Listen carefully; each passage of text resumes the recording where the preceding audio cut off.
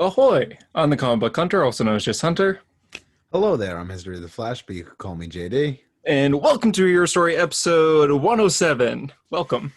For those of you just joining us on Hero Story is a podcast all of Marvel and DC comic books, ranging from live action to gaming to actual comic books. We usually start off our episodes by going over the news of the week, ranging from everything that came out throughout the past week. After that, we go over the comics of the week, where the comics that we got this week that actually came out. This week's comics are Strange Adventures number 5, Young Justice number 18, Batman number 98, 898, and Shazam number 14, I believe. 13? 14. 14. So if you want to skip ahead, timestamp should be in the description down below. If not, just listen to the full episode. Anything you want to add, JD? No, I was going to say just listen to the whole episode. No, you're good. Let's go. Okay. Starting off with the news of the week, get some more unfortunate news to start off. Last week, Chadwick Boseman, as you all know, passed away from cancer, which he was dealing with for the past 4 years. He filmed like, I think 5 movies in total while dealing with this, ranging from Black Panther, Infinity War, and Endgame, and then a few other movies besides those. It sucks. I don't Yeah, know. this was definitely a tough one. It was, I actually learned through the group chat. I think Daz was the first one to message, and he said Chadwick Boseman died. And I was on another DM, so I just saw it flash across the top, and I was like, Chadwick Boseman died. I was like, what? So then I before even opening the message, I just went straight to Google and I typed in Chadwick Boseman, and like a whole boatload of articles popped up, and I was like, oh my God. Yeah. I mean, it was like the same way with Kobe Bryant, where I saw it on Instagram first, and it was like Kobe Bryant died, and like it was the immediate shock too. Like, went straight to Google, and I was like, what? But yeah, this is definitely tragic. Chadwick is a great actor. He's done a lot of great movies. I mean, we all know him as Black Panther, but he has a lot of range. He's played great historical figures like James Brown and Jackie Robinson. Yeah, it's, like you said, it sucks. It's cancer, which is, such a tough thing to go through. I definitely respect his dedication to not only his roles as an actor, but even to the public that he was there to entertain. I mean, you look back at those videos where he's in the hospital with kids who have cancer, and now you look at it in a whole new light. And he was already doing something great, and now it's like he was going through exactly what they were going through, and exactly. We didn't know about it. And I've always been kind of in the field where, I don't really want to know a celebrity's business if they're going through personal health stuff. Like, I think that should be their business. So, I think it's almost for the better that we didn't know about it. Yeah. But yeah, no, it makes you look back at everything. Like, I remember, I don't remember. I think it was the NBA dunk contest or 3-point contest. He was there. Oh, and he gave the Black Panther with the mask. Black Panther mask. But I remember online they were like, oh, Chadwick looks bored, because the whole time he's there, he just looks very out of it. And obviously, going through a very high stage of cancer, nobody knew at the time. But of course, I remember watching that and thinking like, damn, he does look very out of it. Like, but I just thought he was like tired or something. But yeah, I remember all those memes where it's like, leave Chadwick alone. He's tired of doing Wakanda forever. Like, everything goes into I forgot about those now. So yeah, I completely forgot about those people just making fun of how kind of sad he looked in a way, with posing with these fans and whatnot. But no one ever figured that it would be this bad, and everyone just thought, oh, maybe he's just tired of doing Wakanda Forever and things like that, or maybe he's losing weight for a role, which he wasn't. So respect for him not telling the public. He died privately with his family by his side. It's just, it came to a shock to the world. He was such a big, I know Black Panther's a character, but I feel like for a character like Black Panther, it's a little bit more than just a character. Well, and I think it was bigger than I ever realized, because, I've seen celebrity deaths, all the ones over the years through social media, and, you see a few posts here and there. I thought Kobe was the real big one, where it was legit on like everyone's Instagram post. And this one, the same way. I mean, every single Instagram story I went through, every single like post I went through, it affected everyone. Chadwick, and, definitely a whole, generation of movie fans, people who grew up in the 90s had Blade. People who grew up in the 2010s have Black Panther, and it was a different superhero for a lot of people who, I remember seeing tons of stories when Black Panther came out of, I have a superhero who looks like me, and like that was like a huge thing for a lot of kids. I remember seeing videos of like of classes of children who were going to see the movie, and like it was, it was such a huge thing, and Yeah, had just such a huge impact. So it was a yeah, major impact this is on both. definitely a tough one to, yeah, it's a tough one to process. It's a tough one to handle. I like it still doesn't even feel real to me, like Yeah, yeah, I know what you mean. I mean, it feels like he's still here. I mean, he made such a huge impact on the community that like black kids growing up, even just adults in general, looked at the Black Panther as like a real thing. Even though he's fictional, he was a symbol that they all loved. I mean, what the Black Panther fought for, what he was doing, the way he acted, it was all something to respect and something that everyone appreciated. yeah. So, like you said, he looks like me, and now he's gone in a way. So, Yeah. It's definitely tough, and I know a lot of people's immediate thoughts went to what happens with sequels now. Honestly, that's not a big concern right now. It's no, let him rest, and let his family grieve, and let the fans grieve. But yeah, yeah, and as you told me before the show, which I didn't actually realize, his last performance is going to be in the Marvel What If series, the animated one, which is a weird concept. It's what if he was Star Lord, it's what if T'Challa was Star Lord, which is a which really is weird concept. It's going to be fully animated going on Disney Plus, I believe, next year. But Chadwick already recorded all of his lines for it, so he will be that is his final performance ever in anything, in a way. So we still have something to wait on for seeing Chadwick one more time, even in animation form. It is like it's not just like he's playing an anime role; like it is anime to look like him and everything. So that's cool. Something to look forward to, even though it is kind of a strange concept. I mean, Marvel's What If is all full of those things, but yeah. Anything you want to add for that, or no, that's it. I really liked Michael B. Jordan's post. I thought it was well written. I think a lot of them have yeah, done. I don't follow a lot of the actors, so I haven't seen all of them, but I think there were a lot of heartfelt, mm-hmm. in memoriams to him. So yeah, A lot of Avengers were doing it, and like you said, Chadwick and just his family in general. But even if an actor that was close with Chadwick isn't posting, don't shame them for that. yeah. That I saw that going on with Elizabeth Olsen. They were kind of Yeah, a harassing her lot of about it. people It's were harassing Elizabeth Olsen, being like, "Oh, why aren't you posting about Chadwick?" And she ended up just deleting her Instagram over this. people grieve in different ways. Some people are able to put it right out. Some people have to wait. I mean, Mhm. I think even Michael B. Jordan waited like a day or two, which He did, yeah, sometimes you just gotta gather your words. But yeah, no, it's definitely a tragic passing. It's it reminds me a lot, and I was a little too young to really fully remember it, but when Heath Ledger had passed, and that yeah, was right before The Dark Knight had released, so that was like a big thing at the time. Obviously a way different scenario, but that was like a big like icon in comic book culture. So yeah, yeah, this one's kind of like a first of its kind. And yeah, I saw a picture on the Explore page of Stan Lee and Chadwick Boseman together, and I was like, holy crap, like both of them are gone. Like that's in crazy. Like such a short time. you show me that Yeah. picture, what, 2 years ago, 3 years ago, and it's like just a normal picture, but now it's so different. So Showed me that picture last week, even. So yeah, I see yeah, what you so mean. Uh, but yeah, rest in peace, Chadwick. Hopefully, he's doing good up there. And kudos, or just thoughts and prayers go out to all his family and friends, close friends, and people that he's worked with in general. I know a lot of people are hurting. Mark Ruffalo included has posted something pretty nice about Chadwick, a few posts about Chadwick. So yeah. we'll move on to different sort of news now, continuing on the episode.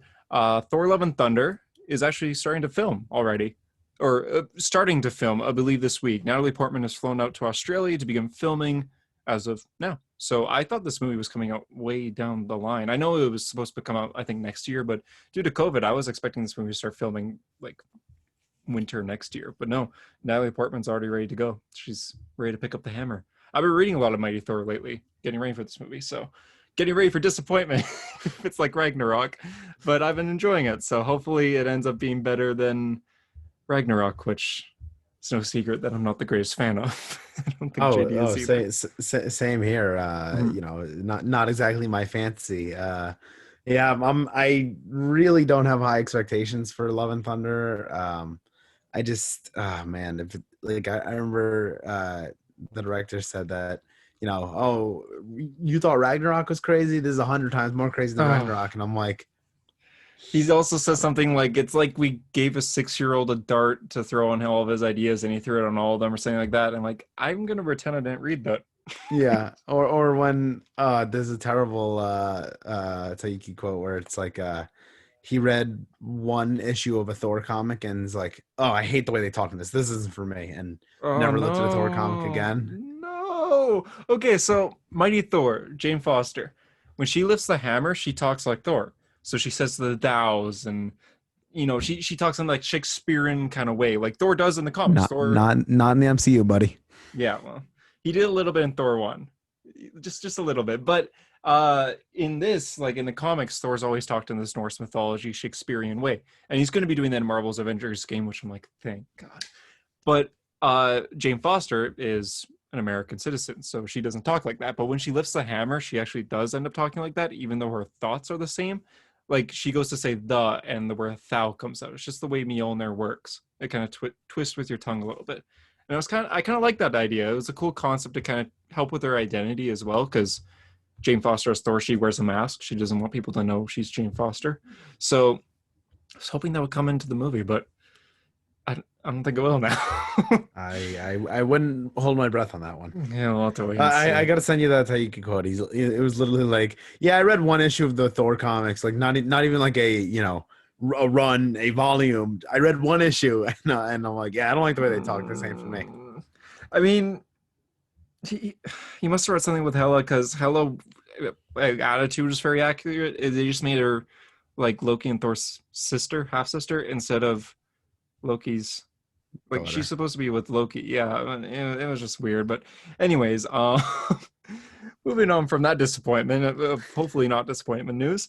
Well, now bad to bad news, I guess. The Batman and the Black Adam have gotten COVID-19. So Robert Pattinson and Dwayne Johnson have both tested positive for COVID this past week. Uh, Dwayne Johnson has been isolating at home, obviously. He's actually had it for the past 2 weeks. He just came out recently and saying, I think he's recovered. Yeah, I was about to say 2 weeks. Then doesn't that mean it ran through a system? Yeah, I'm pretty sure he's recovered by now. He posted a like 11-minute video on his Instagram talking about what happened and everything. He is safe. He was isolated and everything. Robert Pattinson, as of recording, he just got it. Like, so they're shutting down production on the Batman. I don't know if they're continuing scenes without him, but I believe they're just shutting down and everyone's going to go isolate for the next few weeks. So hopefully he has a safe recovery. Going on to gaming news, Marvel's Avengers is out now. If you're listening to this, uh, Kate Bishop was announced to be the first downloadable character. We don't know if she's going to be free or cost money, but she is the first character to come. Hawkeye was announced a couple weeks back, but Kate Bishop is actually going to come first. So Kate Bishop will arrive in November. Kate Bishop is the theme, like Hawkeye's legacy, I guess you could say. I've been reading Mac Fashion Hawkeye, Yeah, so I know a lot about her, but legacy is the word. yeah, I was trying to think of the word there. I was going to say sidekick, but I'm like, oh, not really a sidekick, more of a legacy. So we also got some news of how these characters are going to work. So when you beat the game, these characters are going to start to come out. So Kate Bishop, you get a whole new little story in a way. You're going to get a few missions where you play as Kate, well with a few others. I think this one, the story is going to be about Kate and Tony Stark looking for Clint Barton, Hawkeye. Clint Barton must be like he's missing. No one knows where he is, and then that's going to come out in October, and then November we're going to get the actual Hawkeye is going to join the cast, and he's going to have his own story teaming up with possibly Kate Bishop. How these playstyles are going to differentiate before each other, we don't know. They're both archers. I'm guessing they're going to have different kind of trick arrows, completely different. But in the end, we've seen a little bit of gameplay, but not enough to differentiate their moves. So yeah, Kate Bishop is joining. What do you think?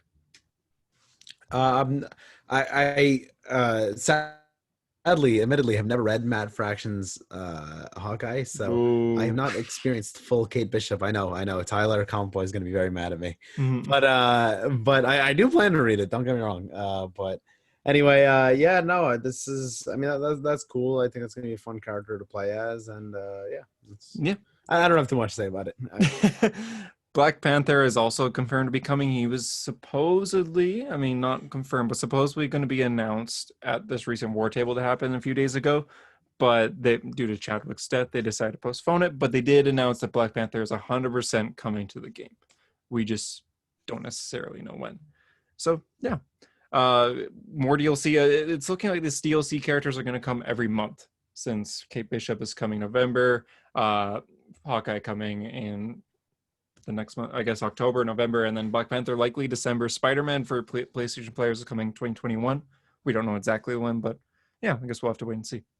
And then for the last bit of news, for comic news, Grant Morrison possibly done with DC Comics. We said that a few times on the podcast. I feel like.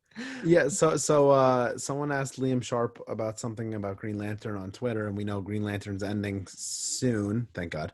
And he said that Liam Sharp said that this is Grant's last work, and someone replied like, "Oh, Grant said this before," and he's like, "Nah, Grant's serious this time." So Morrison possibly done with DC Comics. I think it makes sense. I mean, he's done a long career with DC. He's done I mean, he's hit a lot of the main characters. I mean, he's done now Green Lantern, Batman, Flash, Justice League, Superman. Like he's hit, you know, all the major punches. So it doesn't surprise me that he's done. I think Green Lantern is definitely probably his weakest work in all of DC Comics. Yeah, I mean, have you read all of his work? I've read. I just haven't read Animal Man, which I heard is one of his best things. I've heard that's one of his best things too. Yeah, I haven't read it either. But I've read his JLA, I've read his Flash, I've read his Superman, I've read most of his Batman. So he's put up a lot of great work, a lot of weird work, but a lot of great work. And yeah, Green Lantern just ain't it. So yeah, he did quit on his last work, which was Animal Man, right? Was that his last character he did before Green Lantern? Well, no, because he had New 52 Action Comics. Right? Oh, right. So I guess Superman. Yeah. So he did Superman, and then right after he's like, I'm done with DC. The end. And then a couple of years later, when Rebirth was starting to go down, I guess DC was like, hey, would you want to do Green Lantern? You haven't done Green Lantern yet, and he was like, yeah, I'm in. You want to do Green Lantern? But write it like a Silver Age book? Yes. Which sucks because the run before that, Robert Venditti was, in my opinion, one of the best Green Lantern runs ever. Top 3, I'd say. So I really liked it, and it got canned because they wanted to do a weird Green Lantern story where Hal Jordan kills and goes solo, and Oa is built like a cybernetic planet, and I didn't like it. I didn't like it at all, but you know, I guess with him being done Green Lantern, it looks like we're going to get a new writer on Green Lantern, which I will probably be reading no matter who it is. I'll at least give it a shot, and then if I end up not liking it, I'll drop it. But I'm curious who it's going to be. I wonder who's looking to take over on a Green Lantern book. I first of all, I hope it's the core instead of just Hal, or at least Green Lantern, or a side book. Yeah, I don't know. I wouldn't mind Justin Simon coming back with Odyssey ending, Justice League Odyssey. So Jessica Cruz has nowhere to go at the moment. Maybe Green Lantern. I hope it's Williamson on the book, Joshua Williamson. That would be interesting. I rather, like I said, I'd rather have him on Young Justice on a reboot, but Green Lantern would be interesting. I think Tom Taylor would also do good on Green Lantern. Oh, absolutely. I didn't even think of that. I would prefer him, I think, at the moment. I love the way he wrote the Green Lantern Corps and Injustice, even though they're twisted versions of the Green Lantern Corps. And he did a deceased Black Canary becoming a Green Lantern. I heard was pretty good. I haven't read it, but yeah, and the design was great too. I guess I don't know if he fully came up with that or it was the artist, but I love the Black Canary and Green Lantern design. So yeah, we'll have to wait and see. We'll keep you guys updated on the show though. If it ever gets announced, we'll talk about, we'll give our thoughts and all that. Going quickly back to gaming real quick because I forgot to mention something. Marvel characters are in Fortnite for those who still play that, and they have announced that this is canon to the comics. I don't know what to say about this, but JD told me before the show that he has some thoughts. So when I first saw it, I'm like, wow, that's the stupidest thing I've ever seen. Like, why would they make a video game canon to the comics? And then I thought, you know what? It's actually pretty smart because Fortnite reaches. Hear me out. Fortnite reaches a lot of young children. Correct? Yeah. The target base for comic books to stardom is young children. Oh. Introducing superheroes to young children who already love the movies and connecting it to the comic books, of trying to get them from playing the video games and watching the movies to reading the comics. It's just the next step. I think it's actually very smart. I think when you see a character has the same exact design in the game that he does in the comic, you're like, I think that makes you more likely to pick it up. I think this is a Mhm. smart idea, right? Yeah, Thor looking like that, and that's Thor has the Donny Cates suit at the moment, so yeah. yeah. I truly think there's no loss here, because even if you add a little bit of readership, that's good. I saw a tweet the other day from a local comic shop owner, and he said, I had 5 kids come in today asking for the newest Thor issue after playing Fortnite. And Wow.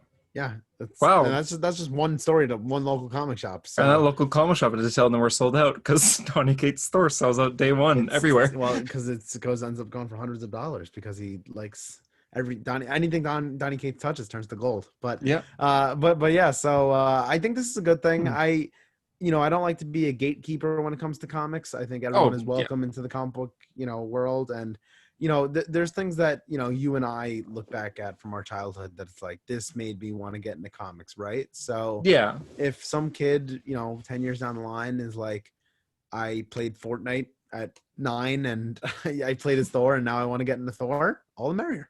I think it's a good thing. Okay. Good cop. I'll be bad cop here. You make good points. And I like that. I agree 100% with that. I think my problem, which I'm sure maybe some of you will agree on, is I hope they don't mention it in the comics. Because Fortnite, I mean, it's a battle royale. Like, you shoot people with guns. And I don't want Thor to be like, man, I just came back from shooting John Wick, and now I'm gonna go back to being Galactus.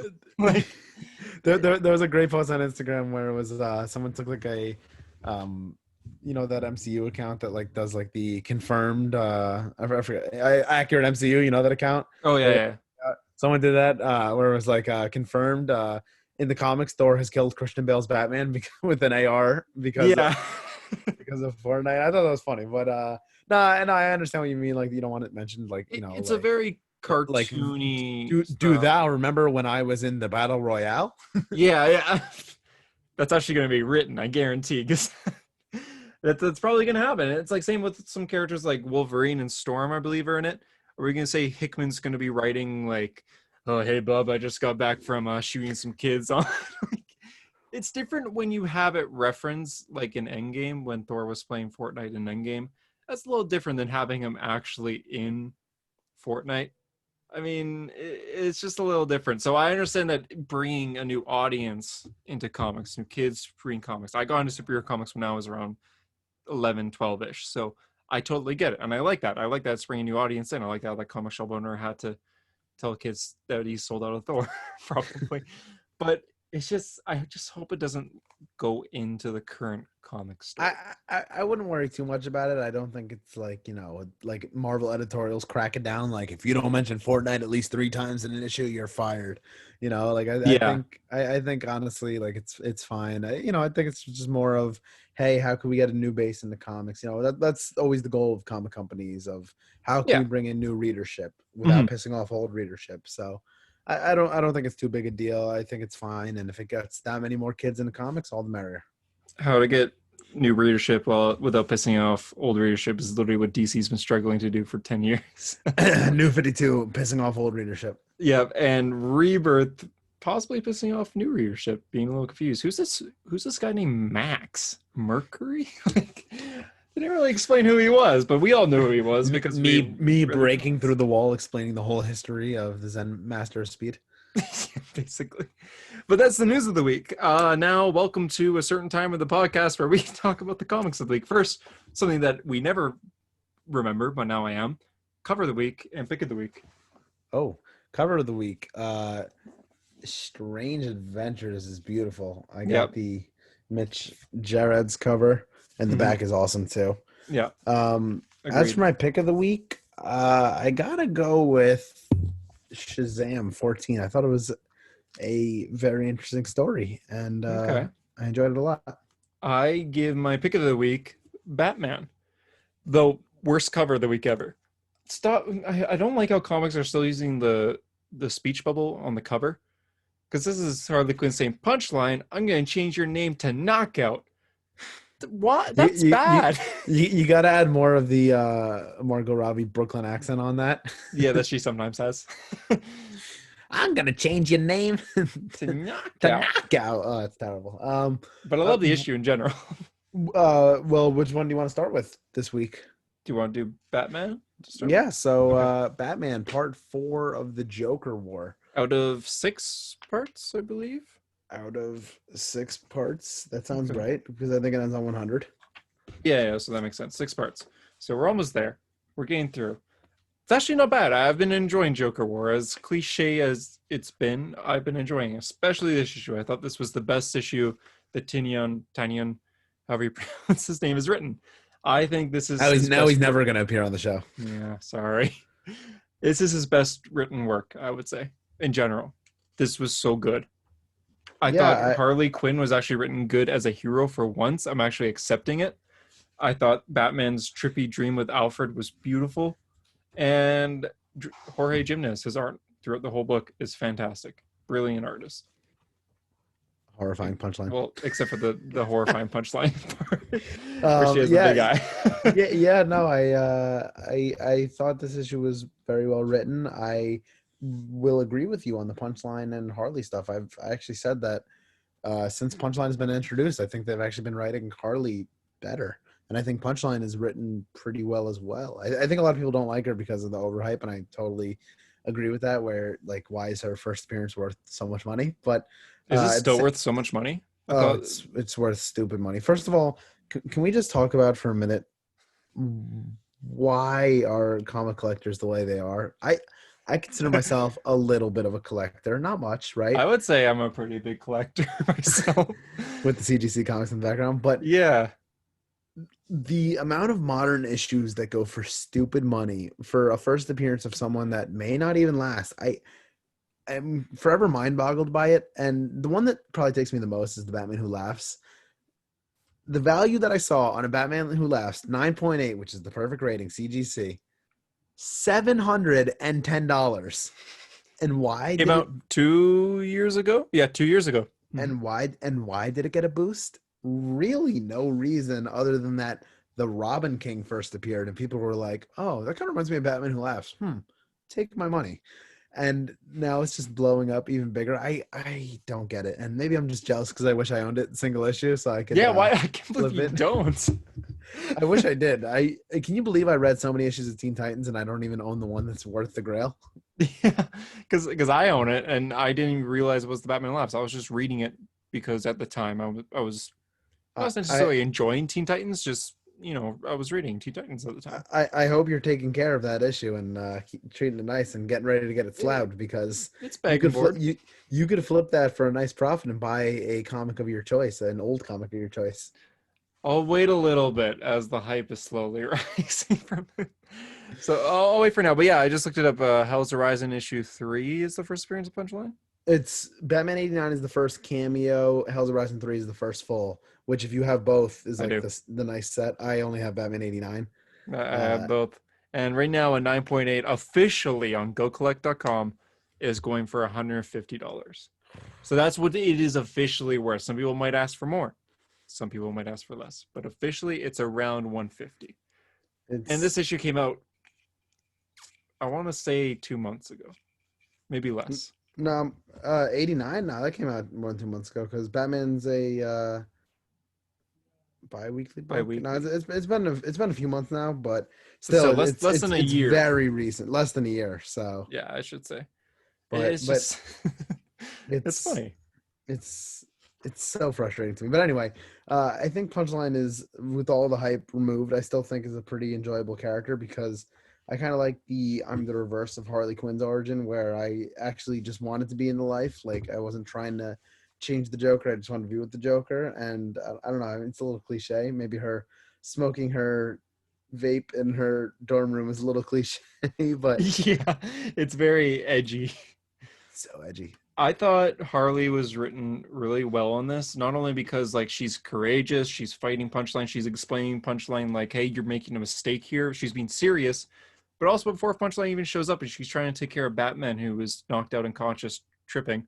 She's talking about him like because the whole thing is Batman's dreaming. in his dream he's with Alfred having tea, and then it keeps cutting back to the real world of him unconscious, and he kind of mumbles like, "Tea sounds nice," and Harley's just with him. He's like, "Oh hell no, you've had enough tea, sweetheart." It's kind of funny in that way. And then at one point he says like, Alfred says in the dream, "Come to the kitchen, Master Bruce," and then Batman in real life mumbles like the kitchen, and Harley's like, "Oh great, now he has the munchies," kind of thing. So I thought those were like actually funny dialogue that Tinian, I'm gonna say Tinian wrote.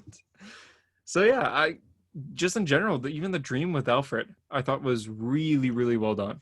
From the art, from the dialogue of not necessarily like sadness, but more acceptance. Is that a word? Acceptance? Accepting the fact that Alfred in canon. This is why I write the comics and you draw. Yeah. Like that Alphas episode where they're like, higher, here, higher, higher. But yeah, in this issue, you have this whole time, ever since Alfred died, Tom can kill off Alfred, and Batman's been raging. Like, he's been angry. And in this one, he's having this dream with Alfred of Alfred saying, "Let go." And you have those panels of Bruce Wayne tearing up and Alfred tearing up as Alfred fades into the light. And it's so well done. I got chills from that. I felt like people could have cried over this. I didn't, but I feel like I could. Like, it was just so well written. And I'll read the dialogue real quick that Alfred says. Batman first off says, "I don't think I can do it alone." And Alfred says, "Then don't. Find your family, find your love, take back your city. Let go of the weight, let go of the guilt. Let go of me and do what you must do.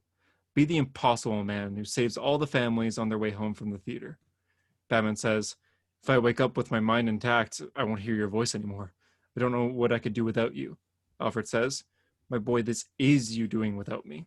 I am only a voice in your head telling you what to do and what you need to hear to steady yourself, to do what needs to be done. You don't need me on the other end of the back computer to know exactly what I tell you in any circumstance.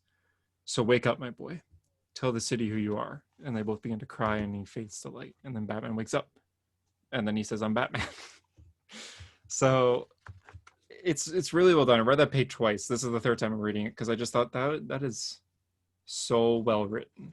And it's accepting. It's finally, he's accepting death. And Alfred says at one point, like, "You shouldn't blame Catwoman for keeping you away when I died, because she didn't know. You shouldn't blame Nightwing for not being there because he was in a different mindset. You shouldn't blame Robin for being there at the time because he was strapped to a chair when Alfred died. He couldn't do anything. Stop blaming your family. Accept that it happened. Move on." But in a nice way. And the issue ends with Batman calling his entire family. We'll see if he remembers Tim or not. So yeah, anything you want to add?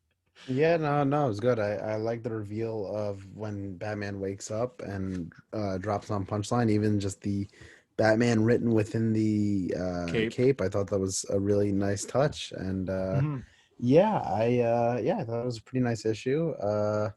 Like I said, Joker War on past podcasts, Joker War hasn't really been taking me too much by a wave, but I thought this was definitely the best issue of the arc so far. That's actually the arc, and we didn't even see a single bit of Gotham. It was mostly a dream sequence. And But then I also thought Forest. this was some of the best Alfred writing that I've seen since Batman Annual Father's Day? 2. The Yeah, the Father's Day Father's one? Day one. I think it's 2, Yeah, I know maybe what you 3. mean. Yeah, Yeah, you make a but good point because that came out 2 years ago, 1.5. So yeah, this is definitely the best Alfred writing since, I'd say. And it's a dream in the end, which sucks. This whole time, because this whole arc so far has been Batman dreaming about Alfred.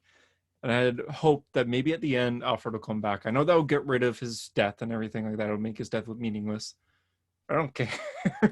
I just wanted Alfred back. It's not like they're bringing Tony Stark back in the movies where his sacrifice is endless. Alfred just got murdered. So I was hoping that he would maybe come back. But instead, Tinian wrote the best payoff for letting go instead. So no more Alfred. We're accepting that, just like Batman did. But dang, 9.5 out of 10. That's what I give yeah, it. it's 8.5 for me. I really enjoyed it, and I'm looking forward to the next one. Yeah. Next. Uh, Strange Adventures number 5. I just got to say, thoughts. What happened? So last issue, it was Mr. Terrific Uh, well, Adam Strange's wife ended up in Mr. Terrific's home. He's like, "Get the hell out of my house." Did that? Are we ignoring that happened in this issue? It's very different this issue, and wow, just looking at this cover, it's like it's really good. If you're watching us on YouTube, you can see what the cover officially looks like as we're both holding it right now. YouTube.com/hero story. But Good plug. yeah, what happened? Uh, Good question. I throw this one to Tom King. The big focus obviously is on his wife Alana. Mhm. Uh, it's kind of all over the place. It's almost like three different stories at once. Yeah. But they all focus on the wife, and she's kind of just willing Oh, to. you're right. Yeah, they do all focus on her. They basically the premise of all three stories is that she's kind of the strong one for both of them, and Mhm. I think that's supposed to be, speaking to the larger overall story and possibly the theory that she's the one who may have killed the guy. Which Which or which you guys were slaughtered. theorizing last issue.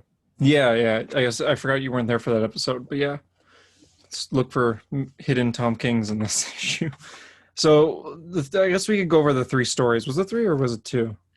I think it was three because you have the one that's set in the one with like the president and the politicians. You have the one that's set on the alien planet with like the In the weird rat cave. thing in the cave, and then you have the one set in the modern day where she's in bed, I think.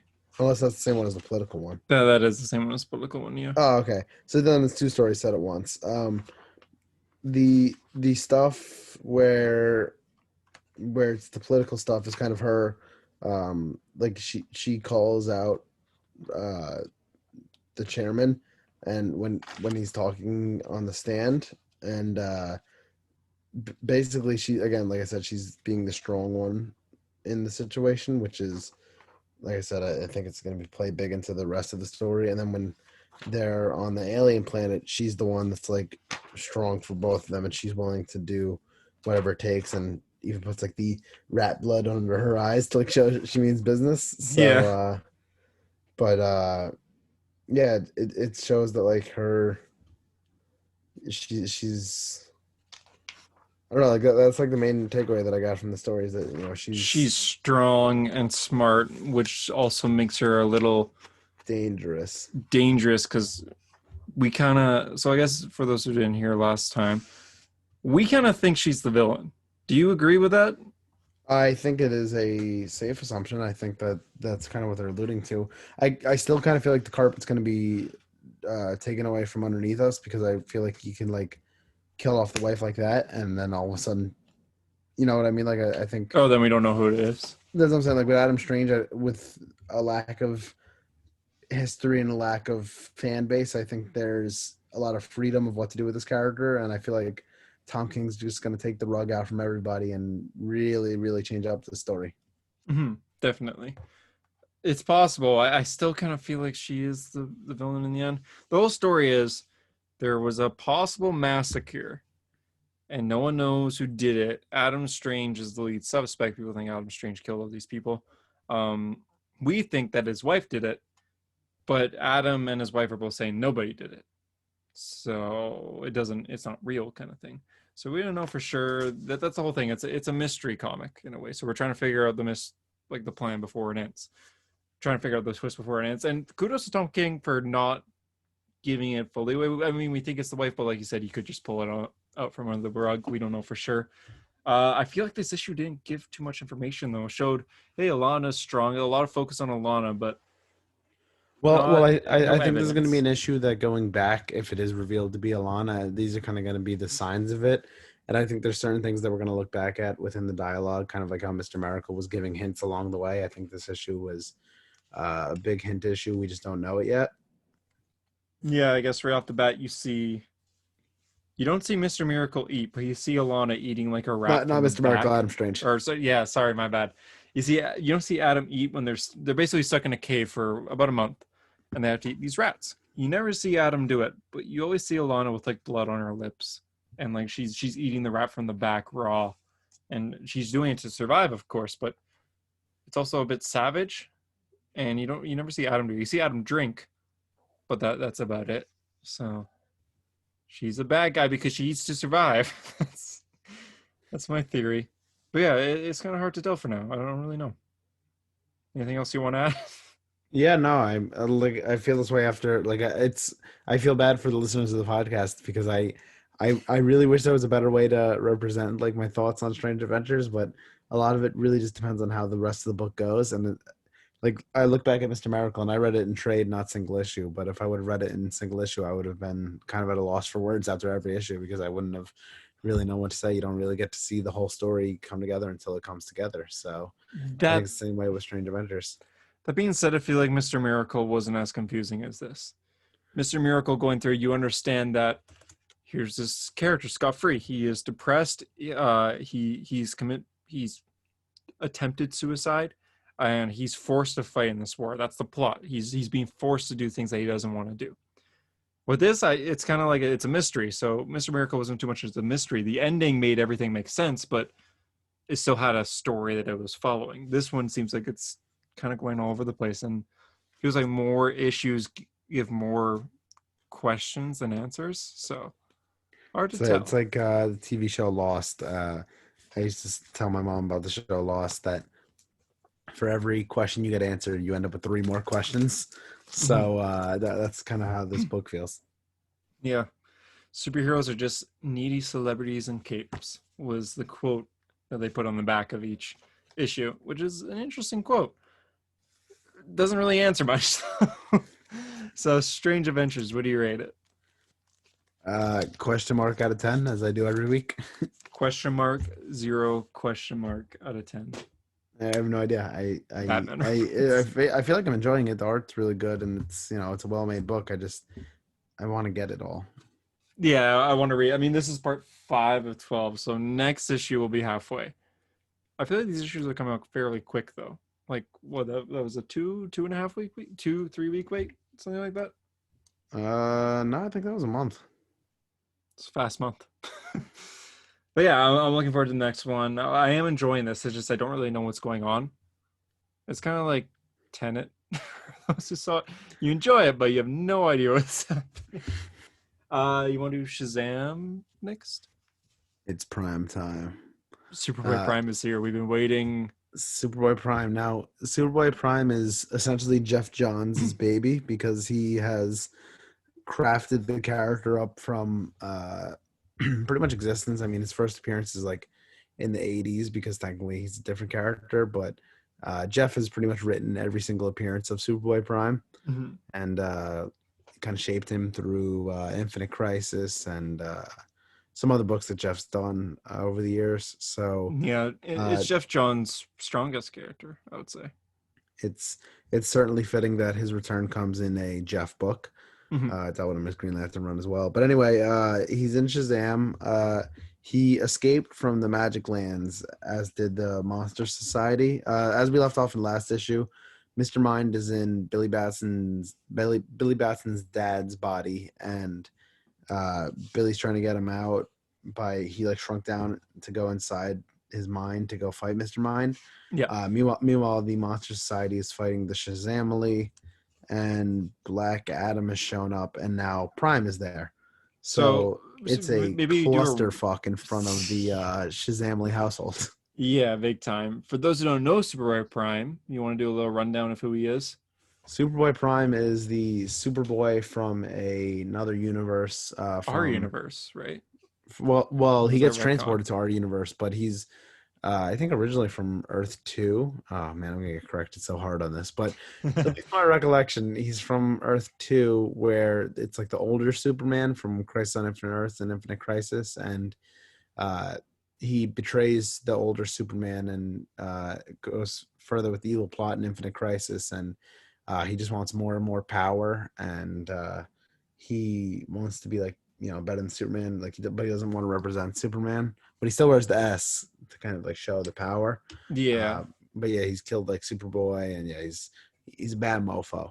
he's He's been in the extremely Sinestro powerful. Corps before. He's part Yeah, of the Sinestro Corps War, and yeah, he's been all over the place. But yeah, I think at one point he gets transferred to our world.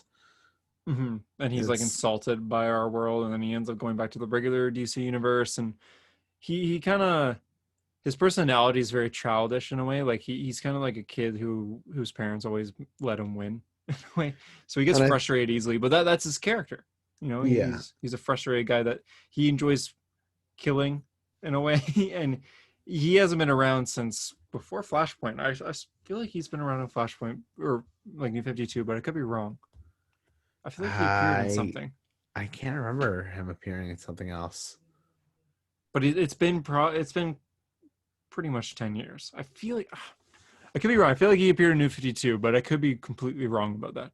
I'm trying to think what book he would have appeared in New 52 because I feel like Jeff's written all of his modern appearances. Teen Titans, maybe.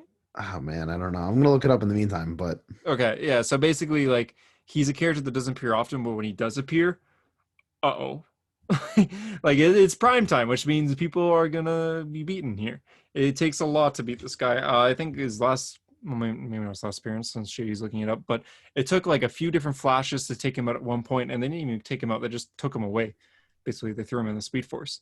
So it takes a lot of power to take him out, and he's also like a classic character. I mean, he came around in the '80s technically, so he knows a lot of these characters, but he doesn't know their stories up until this point, and they really go with that in this Shazam issue. So when he first appears and he first sees Shazam, he knows that's Shazam, that's Billy Batson.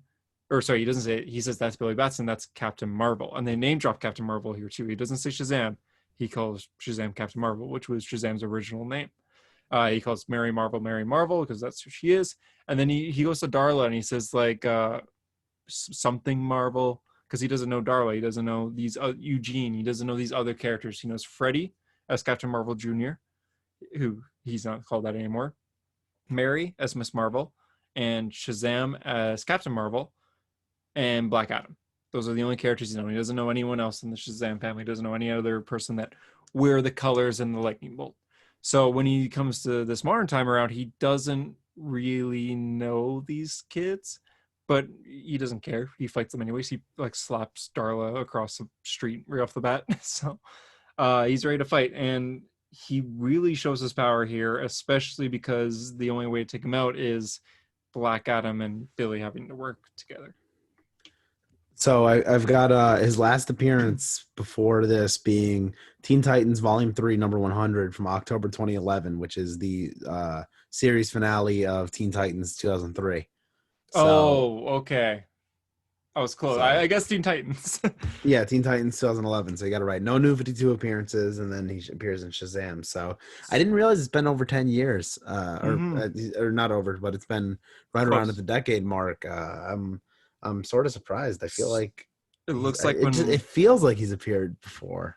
it looks like when yeah, that's what I was saying. When Flashpoint happened, Dr. Manhattan decided Superboy Prime's dangerous. He broke reality before. And so he put him in the monster lands in a cage where he had less powers. Oh yeah, for those who don't know, he broke reality. He punched a hole in reality because comics, and that was the original reason Jason Todd came back to life. So right now it's Stupid. he's been put in the Lazarus pit, but back then when Superboy Prime punched reality, Jason Todd was like in his grave, and he used his belt buckle to like dig out of the coffin and on the ground, and it's a really cool scene, but it makes no sense. So Punch reality. yeah, Uh, so yeah, like you mentioned in the issue, it's weird because there's kind of a niche fan base on Instagram and Twitter that is like Captain Marvel diehards of like the old version, like pre 52 yeah. Shazam, and they absolutely do not accept the rest of the Shazamily. Like they only accept the main three. So Mhm. the way Prime talks in this issue is kind of like one of the old Shazam fans, where it's like Captain Marvel, Captain Marvel Jr., Mary Marvel. I don't know who the rest of you are. Like that's the way they talk. So I was cracking up at that when I was reading it. But yeah, no, it was nice to get some pre 52 drops, and obviously this means he has all his pre 52 memories, which limitless potential because I love his history with Bart Allen, and yeah, there's a lot to do there. Art's active Um, right now in comics, so uh, as for this issue, I thought it was pretty good. I liked the Black Adam team up. I don't know. To me, this felt like the way this issue went down, especially the end. It felt right. like the end of Jeff's run. Now I know he ends 18. next issue. Oh, or is it Yeah, two that issues that from makes now? sense. I thought it was two, but next one or the one after that. Yeah, that did feel at the end because they basically wrapped up in a rushed Yeah, way. like they wrapped everything up and put it on a nice bow, and even like the circle at the end with the seven of them with Black Adam sitting with them, like it felt like a very nice conclusion. But it's weird because it doesn't feel like the conclusion to like a 13 issue run. It feels like the conclusion to like a 100 issue run. You know? Yeah. It's like, oh, we stopped the bad guys, we stopped the magic lands, we closed the gates, we talked to Black Adam. Black Adam might be joining us in the future as a part of the Shazamily. Life's good. Like at the end, Louis shows Billy like smiling in bed with his hands behind his head, just like, you know what? I was gonna look for my family, but I'm gonna stick with the family I have now. Smiles and it's like the end, but no, there's still like another issue or two. That's what I'm saying. Like it feels like the end. But now I'm trying to think. Wait, is this Jeff's last issue, or does he have another one? Because I know he was ending around here, and I thought for some reason that they have a.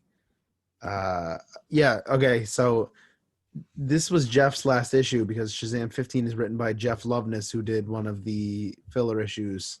Oh, So this was Jeff's last issue. damn. Rip. I guess that's why it felt like a finale. It was his finale. Okay. Yeah. Um. Yeah, that's okay. I mean, it was nice to see Prime. It was. I thought it was a nice story. It's just like I said, this run feels like it should have had so much more. And the way they were talking about it before it came out, with Jeff saying like, I want to be the Mark Wade of, what Mark Wade did to Shazam. Flash, I want to do to Shazam. And I was ready for it, but it didn't happen. I feel like Jeff Johns would be better off on pulling a Tom King and doing little series for now. I agree.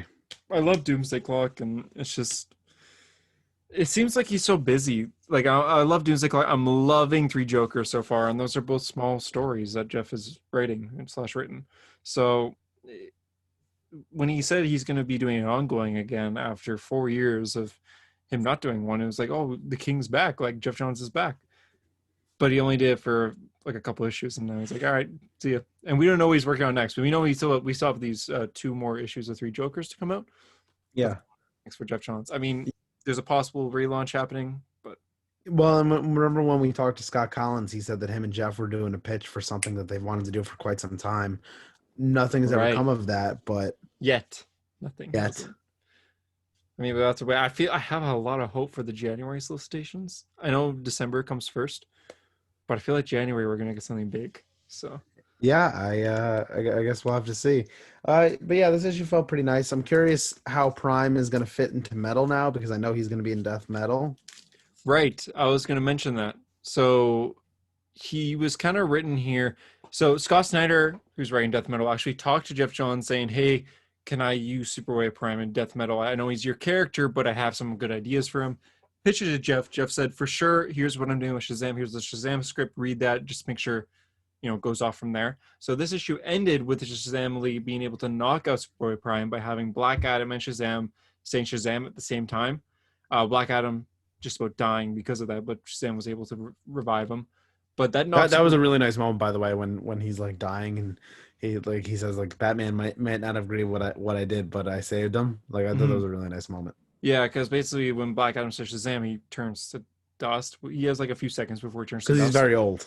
Yeah, so he says Shazam turns into this old man dying on the ground, can't even lift himself up, and Billy's able to revive him, give him back the Shazam powers. So it's interesting having Black Adam trust Billy like that, and Billy saying like I gave him as my word, so he helped me stop the bad guy. So here we are. Anyways, the Shazam League takes the unconscious Superboy Prime to the Justice League to be continued in Death Metal.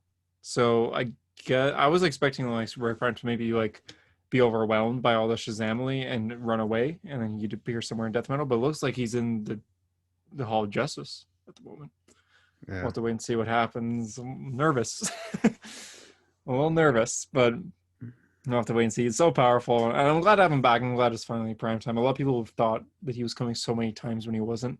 Remember the end of Flash War, how Paradox Yep. escaped? Everyone Yep. thought that was Super Prime. I was convinced as well. Yeah, so it's good that he's finally here, but we only got one issue for now, and I think he's in the next Death Metal. I could be wrong about that, but if so, that's good timing because this Shazam, if the Shazam issue was delayed, it would have been a little confusing. But good timing. What do you rate Shazam? It was like 8.5. I enjoyed it. Very nice cover, by the way. I just I like that cover a lot. Yeah, it was Super Prime. Even though I'll always find the underwear on the outside of the Superman suit so stupid. I think it works for this like very classic looking I like don't know. It's just 90s suit. like you have like the shiny silver and then it's just stupid underwear. I've always had a problem with Superman having the underwear on the outside. That's fair. I know it's like a big comic book debate. I will always be no underwear on the outside. Yeah, we just lost half our viewers. I know it's a very unpopular view in the comic book community. I'm probably getting DMs as I speak right now, but yeah, like I don't mind it. I'm okay with it. I don't like it on Batman, but I don't mind it on Superman. Now Young Justice number 18. yes, tell me about Young dropped. Justice because you've talked about this. I'm ready. Dropped it. Also, want to talk about the end. I don't know if you saw this online. I actually saw it online beforehand. But so this whole thing is an issue talking about spoiler. It's all about spoiler. Stephanie Brown, and she's basically okay. I'll get over the bad first before I get to the interesting. This whole book is Stephanie Brown going after her dad, but there's no context over it. Right? She's like, "Oh, my dad's bad," and Tim Drake's just like, "Oh man, he is." It's like, "Yeah, my dad's bad. We have to stop him." He's like, "All right." So they go, and it's mostly a flashback to her dad. Finally gets to her dad, and he's just like, "Hey, I'm bad, and you can't beat me." And it's just really bad dialogue. At one point, he says like, "You can't here." See if I can find it here. He talks about his vest and how his vest like is superior to his daughter, and it's just really awkward dialogue. He's like, "What are you gonna do? You can't beat me with this vest on, and that has tasers on it." And then basically, before going in, Tim Drake's just like, "Wait, before we go in, I'm gonna call Young Justice." So he calls Young Justice, and you see it's kind of cool. You see these panels of the team in different areas around the world getting the call. So you have like Naomi's at home, and Superboy is at Naomi's the at home introducing herself. Hey, I'm yeah. Naomi. Do you know Naomi? Superboy's at the farm, and Ginny Hex is driving on the road, which it just says the open road for her location. It was funny because this whole book's like a spoiler comment that when I saw Superboy, I'm like, "Oh, Superboy!" I forgot this was Young Justice. I'm like, "Oh, he's appearing." Right away, then they're just, "All right, I called Young Justice. I let him know we might need backup. Let's stop him." 2 pages later, the entire backup's there, including Ginny Hex, who was just on a highway. How did she get there instantly? We don't know, but she even says at one point, like, "I can't believe I drove all the way here for this." It's like, how did you get there? I wish she just would have left you out just for this one scene. Basically, super rushed issue at the end, because then there's 2 pages to wrap up the issue. And all it is Young Justice getting lunch again, and Drake is in the Robin suit. And they mention that too. So Bart says, "Is Drake back to being Robin?" And Superboy says, "I think Batman spoiler made him go back to be Robin. Don't bring it up. And say thank you because we didn't have to have the Drake intervention we were planning." So it looks like Drake has been dropped. And even at the start of this book, Stephanie says, "I hate your suit." Like she didn't like Drake's suit. Now, do you think Drake was always planned to be used and dropped, or do you think that Bendis expected it to be like this grand thing, and everyone's like, "This is terrible"? Literally nobody liked the name Drake. Nobody liked the brown suit. So I guarantee this was like a last minute, like, all right, people aren't liking this. And even then, you go to like Young Justice when Bendis posts on like Twitter and Instagram, every time he posts Drake, there's so many people being like, "That suit is garbage. That name sucks. Just make him Red Robin again, or just at least put it back to Robin." So here, Cardinal, been waiting without explanation, he's just all of a sudden in the Robin suit, and everyone's like, "Oh, he's back to being Robin. All right." It's okay. The issue ends with a Wonder Girl, who actually wasn't in the issue until this last page, falling from the sky and saying, "Young Justice, oh dear goddess, I need your help. My grandfather Zeus has gone mad." Okay. It's just kind of like, all right. I mean, so here's my problem with specifically Young Justice, but I feel like Bendis does this in a decent amount of books. It's 18 pages of crap that you don't care about with terrible dialogue, and then the last like 4 pages is like interesting, and then it's like next month in Young Justice, and then it's the same process over again where it's 18 pages of crap that you don't care about, and then setting up something else that is like, "Oh, this should be cool," and never getting to it. You're absolutely right. Every issue ends with like something And interesting. and this is my problem with Young Justice. That's why I had to drop it, because it was like, finally something cool is gonna happen, and then we never get to it. And that's my problem with Young Justice. Finally something cool gonna happen. I can't drop it. I'm gonna read the next issue, but I think the next issue might be the last one. It's issue 19. Do you know if that's the last one? It might end at 20. It ends soon though. Yeah. So next one, it's Young Justice versus Zeus. So we'll see what happens there. But I mean, seeing Tim Drake back in the Robin suit, that's gonna be nice and all. But in the end, I feel like Bendis was he had this series in mind, like, oh, this is gonna be great. I'm gonna bring back this beloved series that hasn't been around for a while, and then he just didn't really do much with it. We had most of this comic just jumping around the multiverse, which was kind of boring. Like, it wasn't interesting at all. No development. Fight scene, fight scene, fight scene, fight scene. No time, no chance to talk till finally they get out after over a year of the book. They get out of the multiverse, and it's just kind of like, hey, I'm Tim Drake. I'm changing my name to that guy that tried to kill us all. And everyone's like, okay, cool. And then it's like, hey, I'm Stephanie. I'm gonna like leave the team. Okay, cool. Hey, I'm Ginny Hex. I have no powers, but I have a shotgun. You're hired. It's like, okay. And by the way, what about the other members that got added on? Aqualad, Sideways, and Arrowette, and all the other, like, what the hell happened to them? That's a good point. Yeah. They joined Young Justice. They announced, like, all right, we're making the team bigger. Sideways is in, which is an awesome new character that came out start of Rebirth by Dan Didio. And then they announced, yeah, Aqualad, like you said, Arrowette. They were in like an issue, and then they were in the background for a few issues. And last issue and this issue alone, no appearances whatsoever. Even then, it was weird when they were appearing. Aqualad didn't have his hair that he has in Aquaman, and he was using like a gun that looked like a hairdresser, like a hairdryer that shot water. It was really odd. It's like, where did that come from? Everyone just accepted Sideways like the superhero that everyone knew. Well, in his book, he was not known by anybody. He met Superman once, and that was it. He was the only hero that Sideways ever came across. And every time he appeared somewhere, people were like, who's that? Because it was Sideways. But here everyone's like, hey, it's Sideways, Sideways, the guy that everyone knows about. So it's I'm gonna read to the end. By the way, that sounded like Bendis dialogue. It's Yeah. Sideways, the guy that everyone knows about. The guy that everyone knows about. Yep. Sideways. We knew this might have been a problem when Bendis left Marvel. That And all the fabulous jacket. all the Marvel writers like, oh thank God. It's like, oh no. Yeah, there's even dialogue here that I don't even want to say. I sent you some, I think. But yeah, I'm gonna be buying every issue too, by the way. I want to see how it ends. I'm curious how it ends. But yeah, here, take my money, DC, for this book that I rant about on the podcast once a month. Listen, what I've said since pretty early on in Young Justice 2019 is that what made Young Justice 1998 so special is that the book just has significant heart, right? I mean, you have 4 sidekicks at the time who were something special because they were all, or 3 of them were all able to have solo books, right? You had Superboy had a solo book, Robin had a solo book, Impulse had a solo book. They were all good solo books, and they made a good team. It had a ton of heart because it was sometimes Young Justice was funny, sometimes it was sad, sometimes it was happy. Like, it had like a big range of emotions.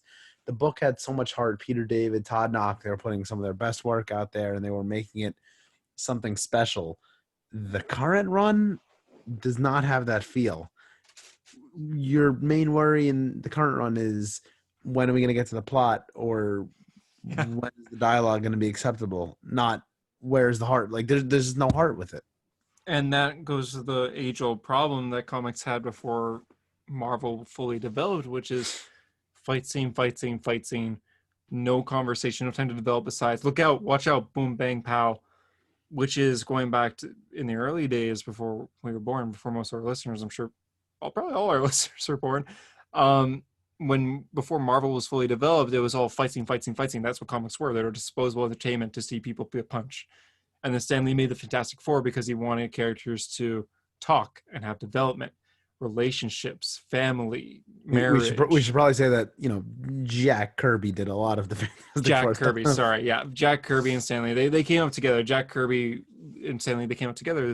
Let's make a book about family. And the Marvel editorial at the time were like, absolutely not. You could do this because I like the powers, but make sure there's a fight scene every issue. Yeah. And Jack Kirby and Stan Lee, they got together and like, let's take a risk. Let's say no fight scene this issue. Let's just have development. And they did that, and Fantastic Four blew up. They became one of the biggest characters in comics ever. Marvel's first family. And that's what this book struggles with. It's just mostly fight scene, and it's a team up book. You should have like family. You gotta do fight scenes here and there because it's comic books, but But like in Young Justice 98, right? Bart and Arrowette have a very special relationship because they knew each other from like the beginning of them being superheroes. Superboy and Wonder Girl have a special relationship because they have an interest in each other. Even Bart, Superboy and Robin, I would say. yeah, Superboy and Robin kind of have like in Young Justice 98, they have like a little bit of like a friendly rivalry where they kind of like Batman and Superman, where they kind of compete with each other. Yeah, it was what each if other, and they both want to be the leader. You had characters like Secret, who was someone who's like new to being, you know, around other humans, which was like a very interesting perspective. And you had, you know, Little Lobo, which is just like literally just like a very fun character. You had Empress, like you have all these characters. You had Red Tornado. You had like such a cool blend of characters there, and the relationships they had were so special. This book doesn't have that, and I thought it had potential to have that, given that Impulse and Superboy are reunited, and Spoiler is a big part of the book, which I always said that I wish Young Justice 1998 had Stephanie as a big part of the book. Now we have it here, but I thought this had potential, and then she gets in the book now, and it's kind of just like, where are we going with this? Exactly. You even got parts in the older run where every time their mentors would come in, every time Batman or Superman would come in, it was like a huge amount of respect, but at the same time, they're kids. You know, they act like kids in a way. They're young. They want to impress their mentors, but at the same time, they're not out of character. Well, on here, I feel like that issue where the Justice League, where everyone felt like they were soldiers, they're at attention and everything except for Bart. But even then, it was very serious. Well, in this case, in the last case, it wasn't. And when it did come to a part where they have to team up with a well-known hero, they teamed up with Captain Marvel, where they all understood each other because Shazam was young. So he liked being on Young Justice more than the Justice League in a way. So I miss that dynamic. So you're right. Yeah. It's been very disappointing, and I hope Young Justice, the book in general, doesn't just get forgotten.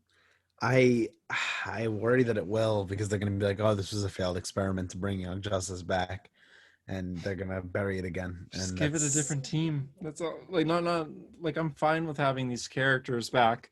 Like I'm fine with the originals. I don't really like Ginny Hex, but I'm fine with Ginny Hex is a failed experiment. I would say Teen Lantern in a way. Teen Lantern I don't think is necessary. Naomi is fine, but I don't think really has a part in Young Justice. I think Naomi could be good if written a bit differently. I feel like JD Hi, I'm Naomi. Did I mention I'm Naomi? She just, every single issue that she's in, she just has to talk about that she's the new girl, which I feel like would be better if she's like, okay, we get it. You're a new character. Now just join the team, be a part of the team, have relationships with the team. She doesn't, like, who does Naomi go best with? I don't know. Naomi.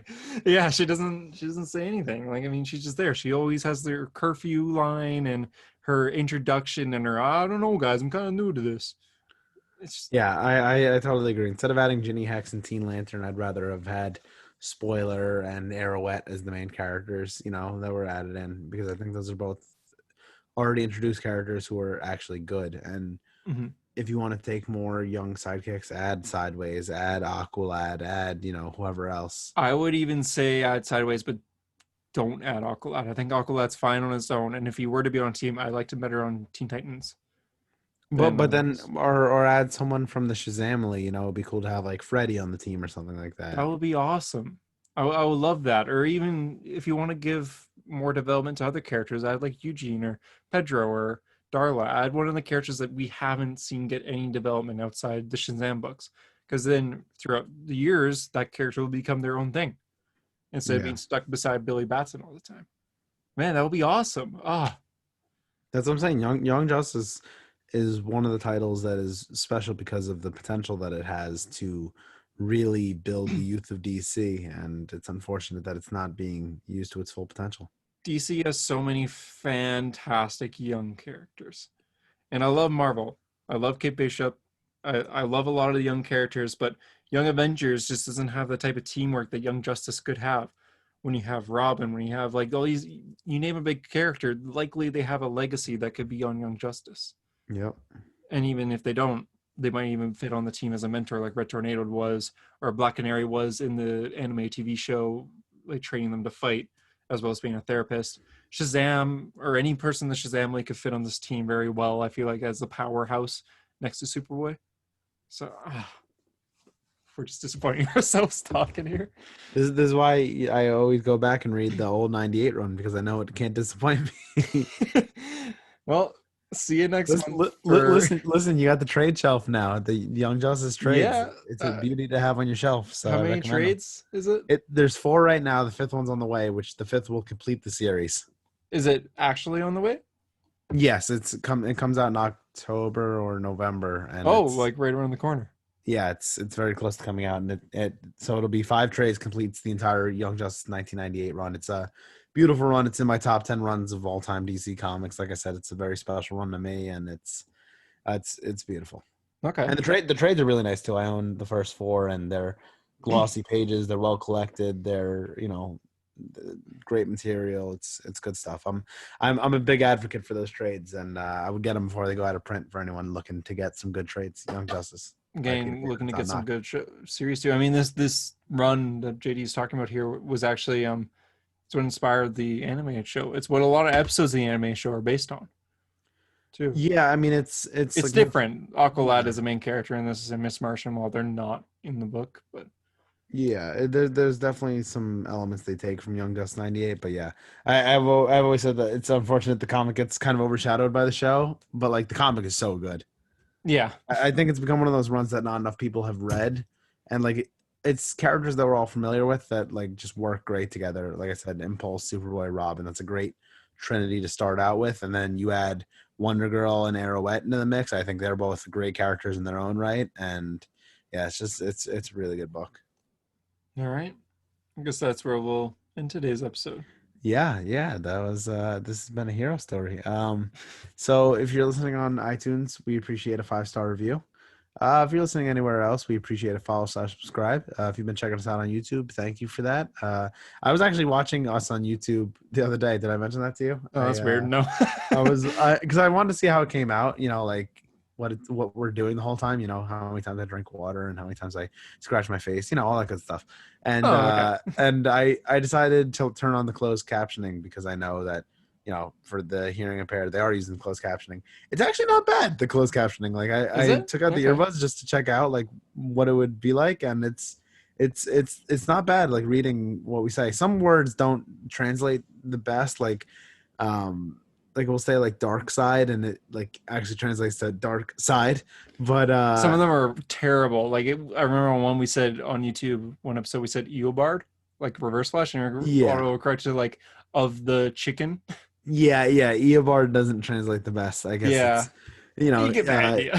What's the Marty McFly thing? Oh, you don't get it, but your kids will love it. Yeah. Your 25th century kids will love it. But yeah, so anyway, the YouTube's pretty good. I like it. It's a nice little outlet for us. And yeah, so follow, like, subscribe, all that good stuff. I can't tell you what to do. But anyway, for Hero Story, I'm JD. I'm Hunter, and thanks for being a hero. And remember, every second is a gift. Goodbye. What?